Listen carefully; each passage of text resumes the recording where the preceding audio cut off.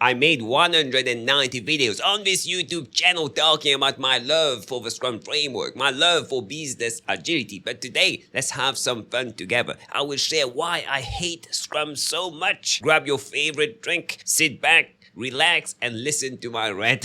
The first reason why I hate Scrum so much is because Scrum is relentless. You just completed with a team a sprint, your very first sprint, and you achieved the goal. Yeah, everyone is happy. And then another sprint begins.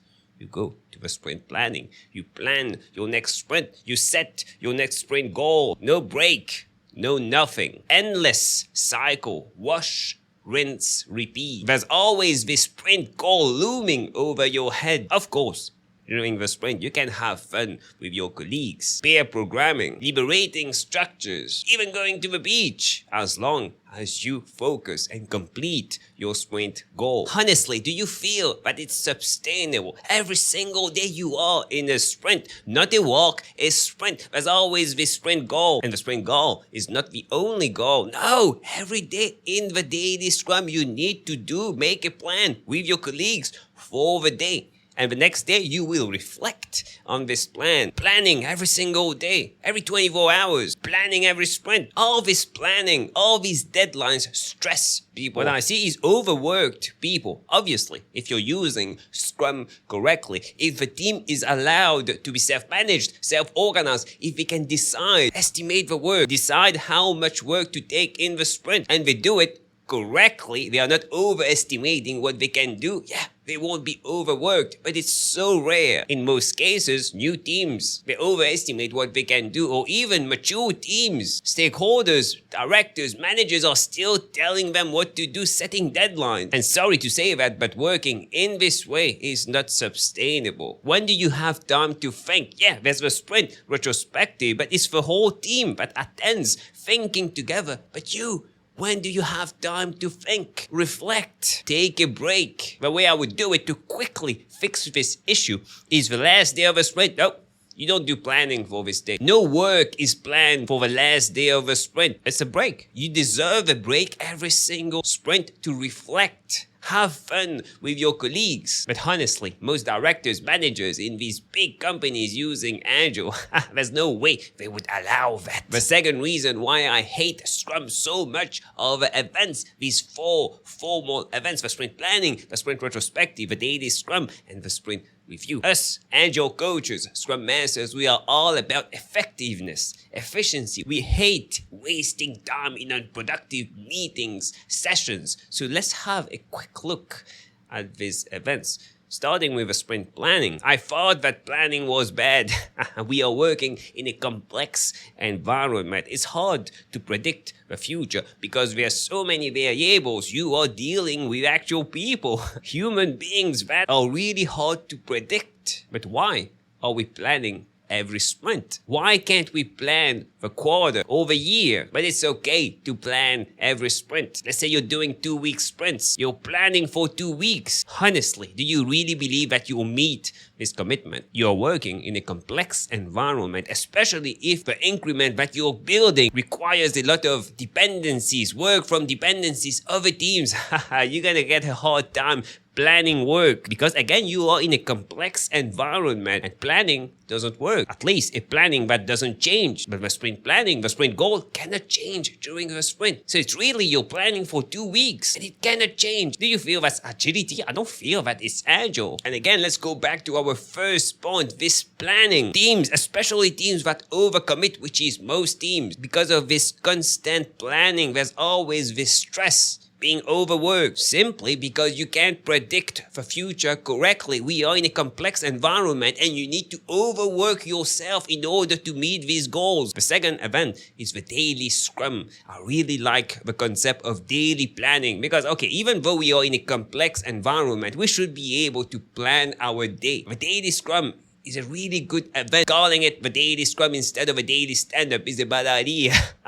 Next is the sprint review. Again, really good idea. Talking with your stakeholders, customers, managers, directors, your sponsors. Really good every sprint. Requiring but everything is done. The increment is done. The sprint goal is done. Everything that you said you would do in the sprint is done. In order to present that to the stakeholders is not a good idea. And the last one, the sprint retrospective. Every single sprint, even if you don't have anything to say, you need to do a sprint retrospective. Do you feel that it makes sense? How many unproductive retrospectives have you joined? I'm sure a lot. Retrospective that shouldn't have been held, but were held anyway just because we need to do it. Maybe organize your sprint retrospectives when you need to organize your sprint retrospective, when there's a need for it. And maybe you can organize it, and in the first 5 minutes, the first 10 minutes, we realize that there's no need for this event. You just cut it. You don't sit 1 hour in this meeting or more, wasting your productive time. The third reason why I hate Scrum so much: if Scrum doesn't work for you, you must be doing it bad.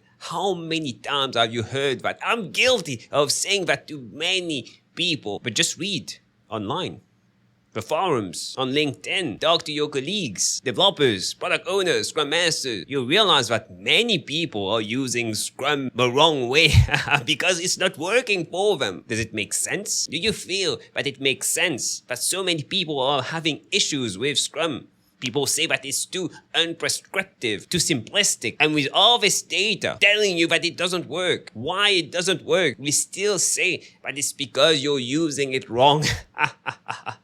There's something which is clearly wrong in this statement. Maybe it's the framework and not the people using it. I guarantee you that if you spend, as a Scrum Master or an Agile coach, you spend 1 hour, 2 hours with a team, you'll realize why they're using Scrum wrong and what we need to do about it. It's quick to figure out what they are doing wrong because you have a Scrum guide. You just need to compare their processes, how they work with the Scrum guide. You can figure this out in 2 hours. But still, if you tell that to the team, they won't be doing it. They won't change. Scrum requires a deep understanding and a willingness to change the status quo. And no one is willing to do that. No one is willing to take the time to understand and change the status quo. No companies would allow that when it's way easier to fake the implementation of Scrum or Agility, to take some bits and pieces of things that you feel will work for you and just implement it instead of using the whole Scrum guide. Oh, just implement SAFe.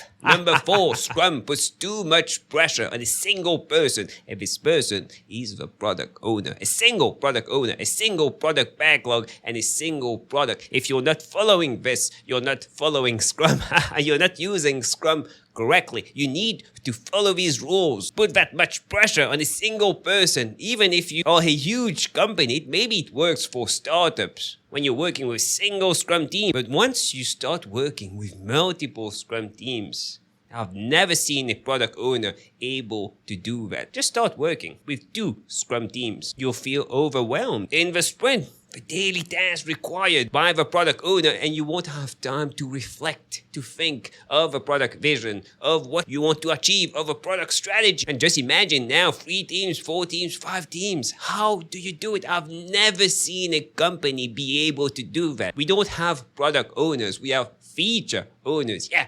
A single product, many features, and each one of these product owners takes a group of features and start working on that with their Scrum team. Yeah, that's very common. Most companies apply Scrum this way, but it's wrong. That's not what's recommended. And if no one can do what's recommended, do you really feel that there's a problem with people or the Scrum framework? And last but not least, the 5th reason why I hate Scrum so much: the team. The Scrum team, the focus of the Scrum framework. It's all about the team, not about individuals in the team. And there's nothing wrong with that. It's a team sport that we are doing. We have a team goal and we are trying to work together to achieve this. And it works really well when everyone is performing as expected, when people are driven, motivated. But when you have lazy people in the team that refuse to work, unskilled people, people who lack the competency compared to other people in the team, and these other people need to always drag these low performers up. Do you feel that it's fair that we ignore the achievements of these individuals in the team? We don't really care about that. We care about the team. They should be helping each other. But what about these individuals? When voting, during estimation, poker planning, everyone, every single one of the developers, one vote, everyone is equal. Do you feel that it's right? A senior developer, 20 years in the business, someone who just started 6 months ago, equal vote on how to do something or how to estimate the work, if you persist in thinking about the team and ignoring the individuals or putting the team first, when your team is not constructed of high achievers, high performing people, these few high performers in the team will leave the company. It's a guarantee, and you'll end up with these low performers. But at least now you have a very equal and balanced Scrum team of low performers.